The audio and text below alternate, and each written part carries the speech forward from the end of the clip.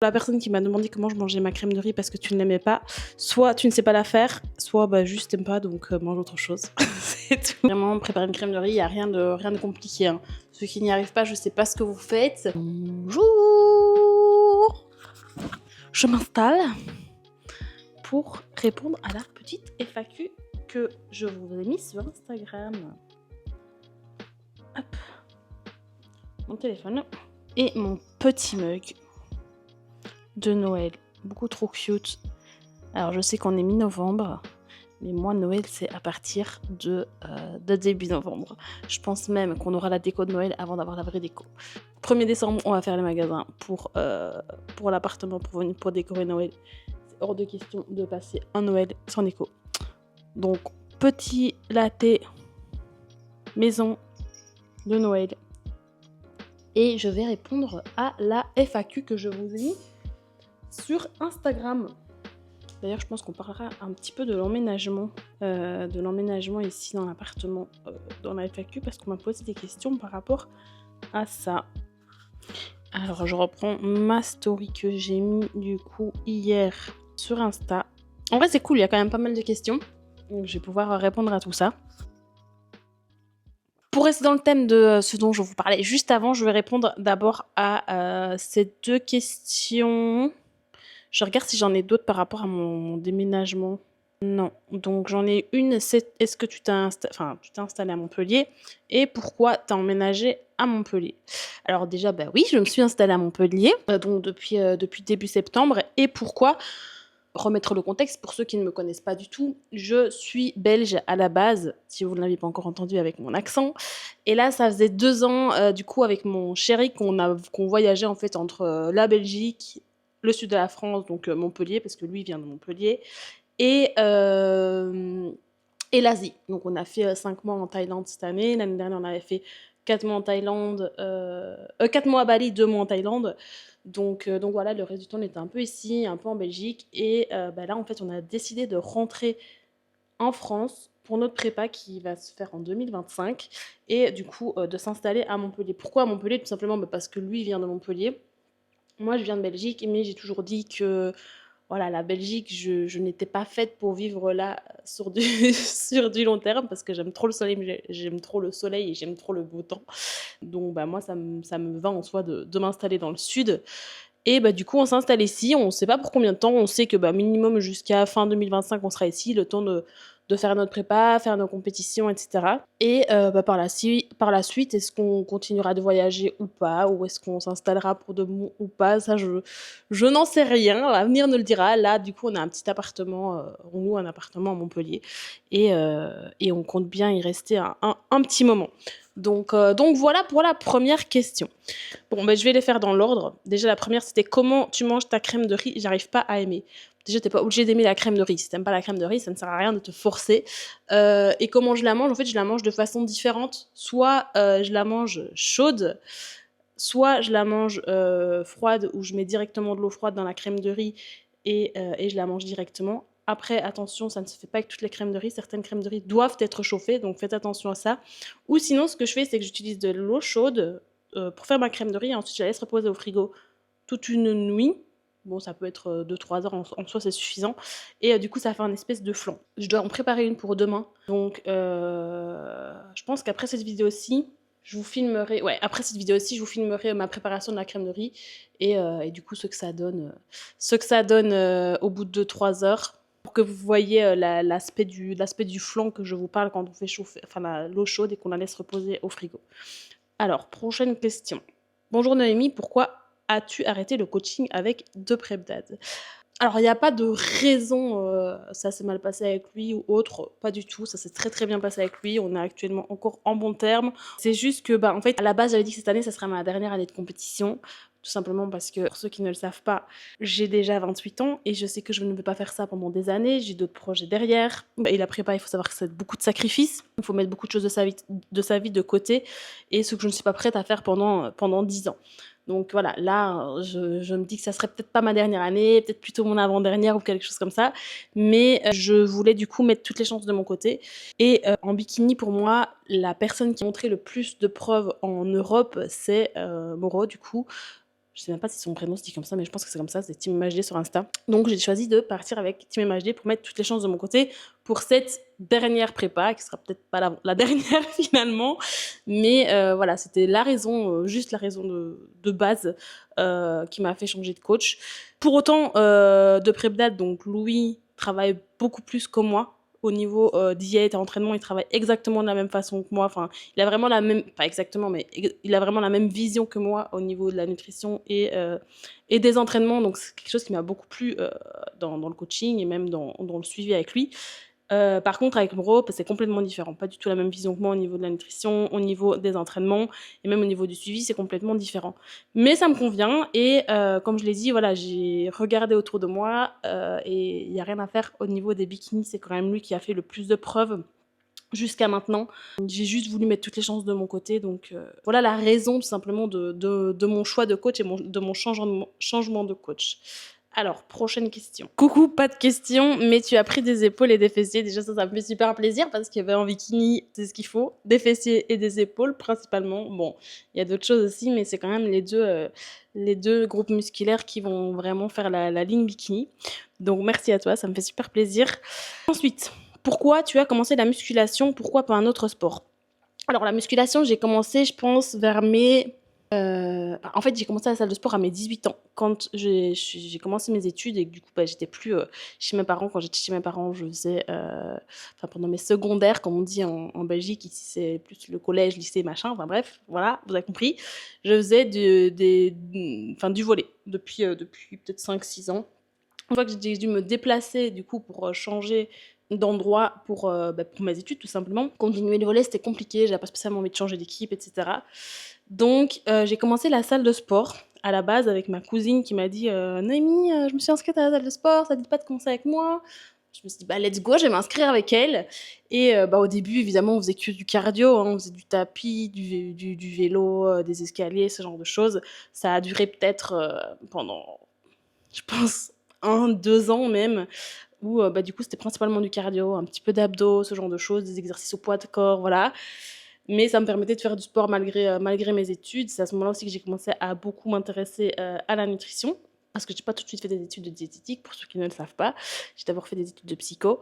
Et puis petit à petit, j'ai commencé à m'intéresser à la musculation, à suivre des filles sur Instagram, à faire un petit peu comme je pouvais au niveau de la muscu. Et j'ai rencontré à ce moment-là, mon ex avec qui j'étais à ce moment-là, qui lui par contre faisait déjà de la muscu depuis un moment et qui m'a initié plus à la muscu, puisque je m'y mettais un petit peu, mais sans trop connaître, sans trop oser. Donc voilà, et c'est à partir de ce moment-là que j'ai vraiment été sérieuse au niveau de la muscu, que j'ai commencé à compter mes macros, ce genre de choses. Voilà, il y a pas de raison de pourquoi la muscu et pas un autre sport. On va dire que j'ai adopté ce sport, ou il m'a adopté, j'en sais rien. Mais dès que j'ai démarré, après, j'ai plus arrêté. Ah si, j'ai arrêté. Ça serait mentir. Pendant 1 an et demi, 2 ans, j'ai fait du crossfit. Je me suis dit, bon, je vais tester le crossfit. Il y avait une box de crossfit pas très loin de mon appart.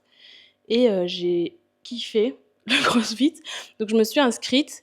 Ça a duré, je pense, 7-8 mois. Et puis, il y a le Covid. Donc après, je me suis installée une box de crossfit chez moi. Enfin, une box avec... je me suis acheté une barre, des poids, ce genre de trucs. Et puis, petit à petit, au bout de 2 ans, même un peu plus, hein, je pense que ça a duré que je m'entraînais chez moi, je me suis réinscrite à la salle. Et ça, par contre, c'était il n'y a pas très longtemps.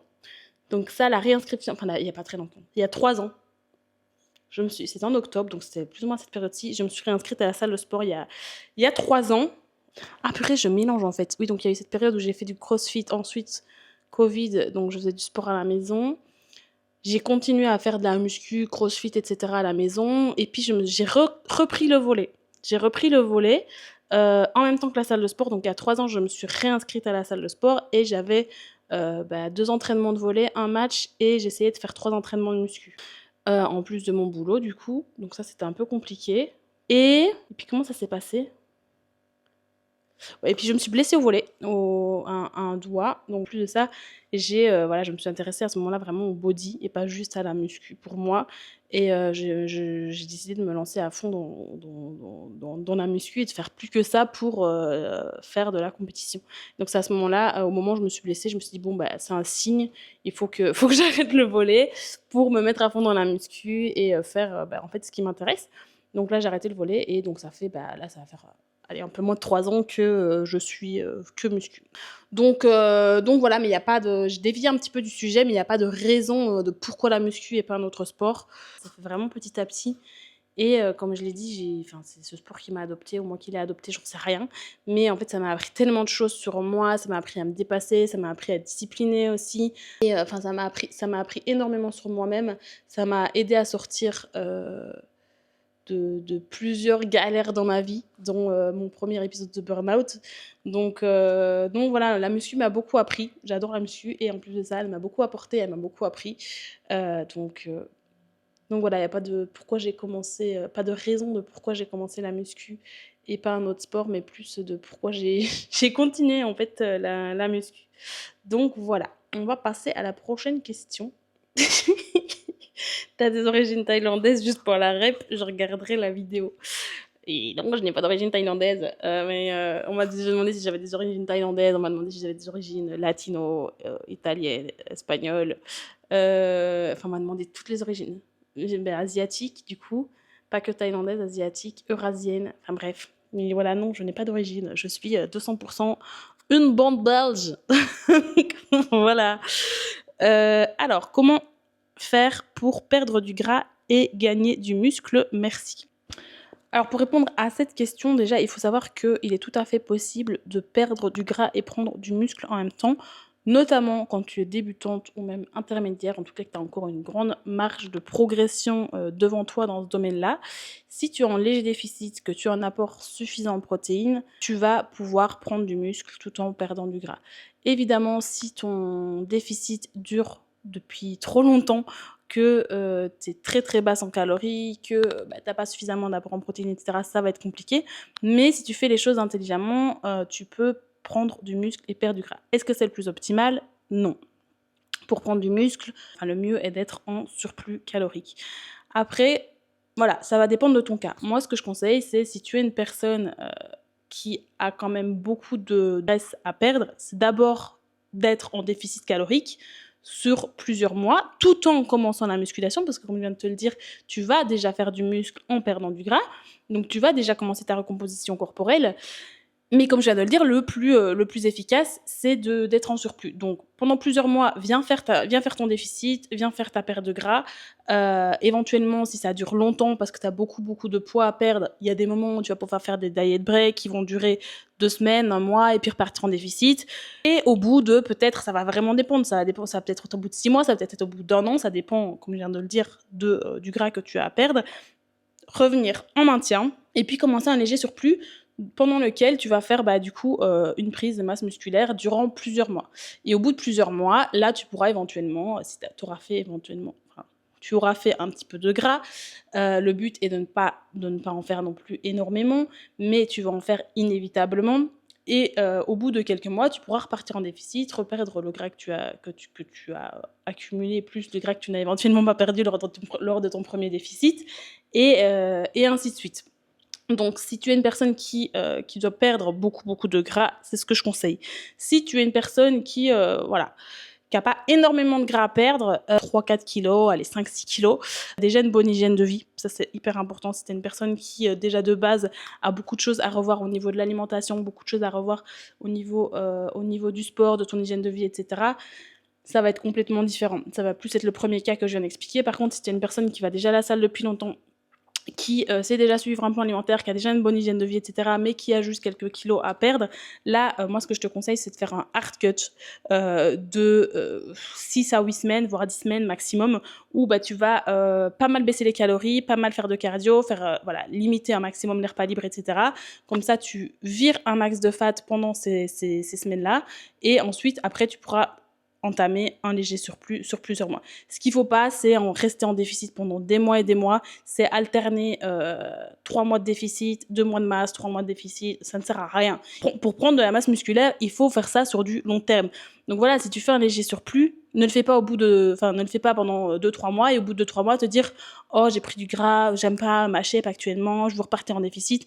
Non, c'est pas comme ça que ça fonctionne. Donc si tu décides de faire un surplus, il faut que tu saches dans quoi tu t'embarques, il faut que tu sois consciente de ce que tu fais en fait, de ce que tu veux réellement et de te dire ok bon là je m'engage dans un surplus calorique. Certes il y aura des moments où je vais pas kiffer ma shape, certes je vais peut-être faire un peu de fat, mais c'est ok, ça fait partie du processus, je trust le process et je fais les choses à fond.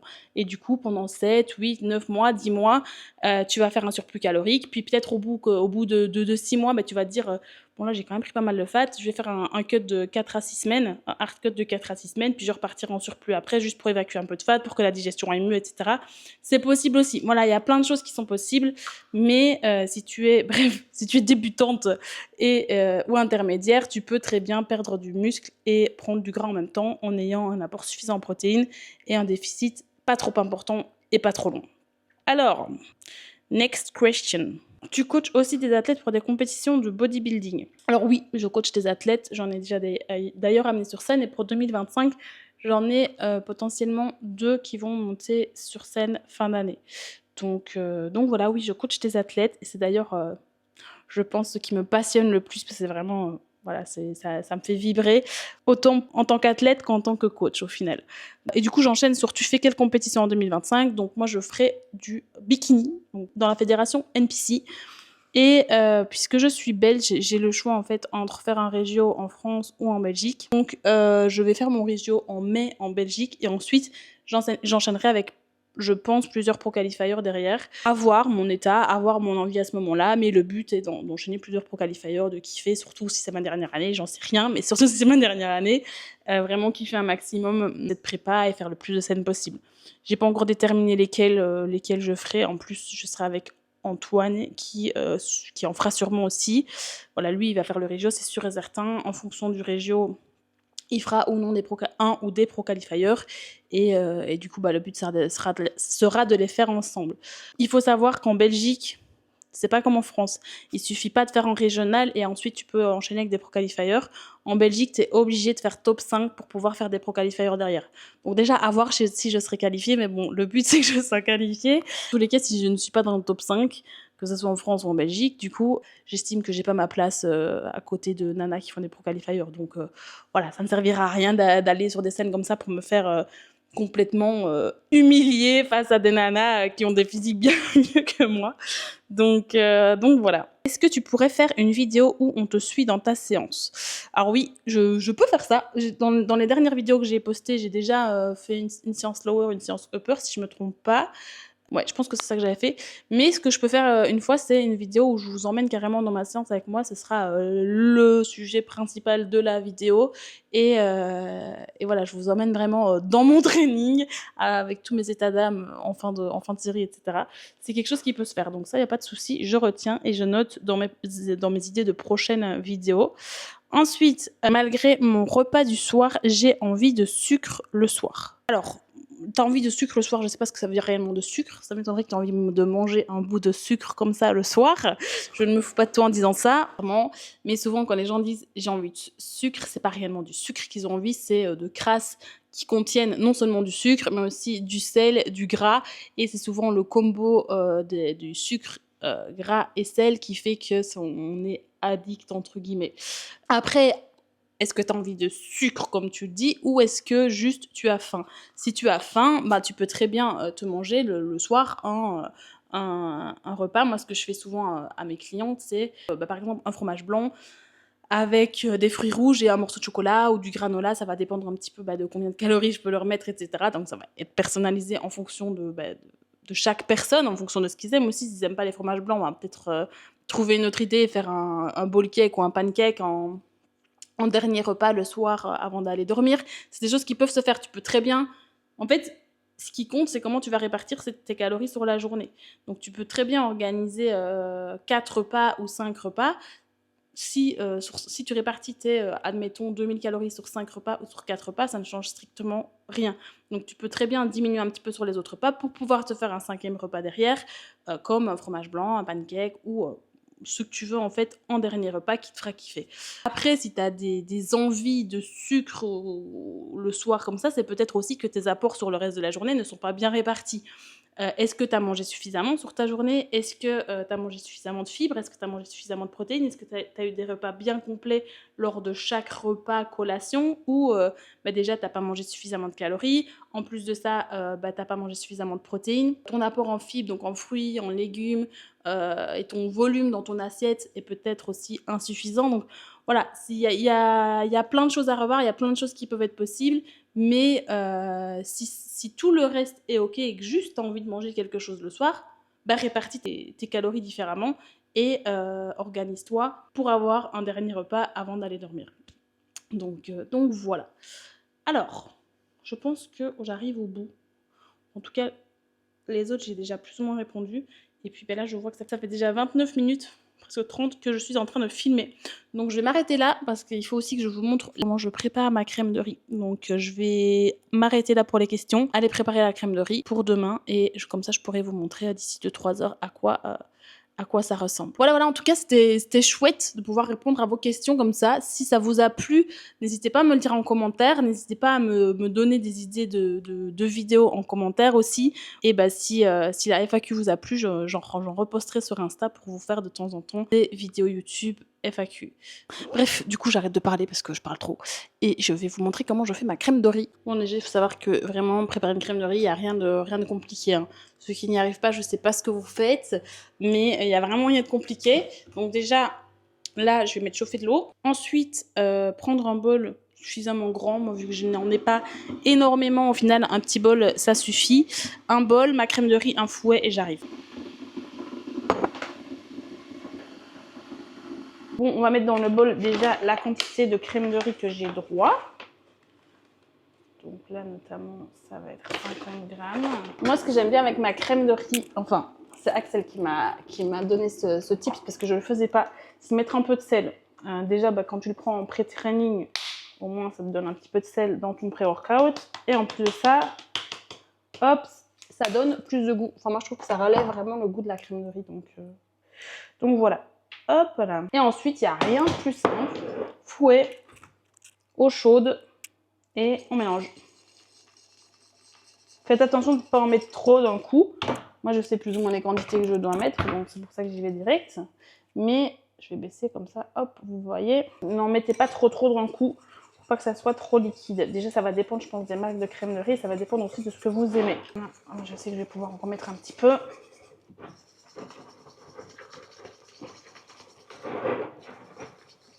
Non, pour moi, c'est beaucoup trop pâteux. Hop. Cette crème de riz là, elle peut se faire en froid ou en chaud. Et si jamais, petit tips, je trouve qu'avec de l'eau chaude, c'est peut-être moi qui me trompe, mais je ne pense pas. Avec de l'eau chaude, je mets beaucoup plus d'eau qu'avec de l'eau froide. Donc en prépa ou quand t'es en déficit et que t'as pas beaucoup à manger, je te conseille de faire ça plutôt que de faire la crème de riz en direct avec de l'eau froide. Comme ça, t'as plus de volume et ça te remplit un petit peu plus. Là, mélange. Je commence à avoir une consistance là qui me plaît pas trop mal. Vous voyez, moi j'aime bien quand c'est comme ça. Hop. Je pense que je vais en remettre encore un petit peu. Hop là. Oups. Non, on n'est pas trop mal, hein. Du coup, là, comme vous avez pu le remarquer, je n'ai pas mis ma whey dedans. Quand je le fais avec de l'eau froide, je mets directement ma whey dedans. Là, ce que je fais, du coup, c'est que je vais mettre ça au frais, au frigo, en fait. Et quand je vais le ressortir, ça va vraiment avoir un aspect de flan. Mais déjà, quand ça bouge, là, je sais pas si vous voyez les crèmes pudding. Je sais pas si on appelle ça comme ça en France aussi. Les crèmes pudding qu'on faisait quand on était petit. Là, moi, c'était ma mamie qui faisait ça. Ma grand-mère. Ça ressemble un petit peu à ça. On met ça au frais. Et du coup, ce que je vais faire avec la whey, c'est que je vais la faire sous forme de crème, comme vous avez déjà pu le voir dans d'autres vidéos. Donc je mets la whey avec un tout petit peu d'eau, ça va me faire une crème et je vais la mettre par-dessus. Et du coup, ça me fait une crème de riz avec une petite crème de whey par-dessus. Et voilà, et du coup, les quantités sont pas trop mal. Alors que c'est vrai que quand je mets la crème de riz plus la whey dedans et que je mets directement l'eau froide et puis que je la mange, au final, il y a quand même beaucoup moins de volume. Donc ça peut être une astuce pour la prep ou pour quand vous êtes en déficit. Donc voilà, je la mets au frais et du coup je vous montre tout à l'heure. Bon, en vrai elle est encore fort chaude là. Donc ce que je vais faire, c'est que je vais la laisser reposer ici, attendre qu'elle refroidisse un peu et seulement ensuite je la mettrai au frais parce que j'ai pas trop envie de mettre un truc aussi chaud dans le frigo. À tout à l'heure. Alors, je fais une petite pause dans mon boulot pour vous montrer à quoi ressemble ma crème de riz de 3 heures. Je crois là ça fait bien 3-4 heures même. Après l'avoir laissé reposer au frigo. Donc voilà à quoi ça ressemble. Bon allez, je vais démolir ma crème de riz de demain juste pour vous montrer. Hop, la texture de ce flan là, de ce flan crème pudding. J'ai faim, je salive devant. Imaginez avec la petite crème de whey, plus des morceaux de chocolat là-dessus, ou du beurre de cacahuète, ou des fruits rouges, ça dépend de votre diète. Voilà, donc comme ça vous avez l'aspect de la crème de riz, une fois chauffée et refroidie. Bref, donc pour la personne qui m'a demandé comment je mangeais ma crème de riz parce que tu ne l'aimais pas, soit tu ne sais pas la faire, soit bah juste t'aimes pas, donc mange autre chose. C'est tout. Mais j'espère que ça va aider certaines personnes qui ne savent pas faire la crème de riz parce que même si ça paraît aussi simple, j'ai beaucoup de questions de comment tu fais ta crème de riz, comment on fait une crème de riz, c'est quoi la crème de riz. Donc voilà. Bref, je vais terminer la vidéo ici. Si tu as apprécié cette vidéo, n'hésite pas à mettre un petit like, n'hésite pas aussi à la partager pour soutenir mon contenu. Et puis bah si tu veux voir d'autres vidéos et ne rien rater, n'hésite pas à t'abonner. En tout cas, merci à toi d'avoir regardé la vidéo et à la semaine prochaine pour une nouvelle vidéo. Ciao!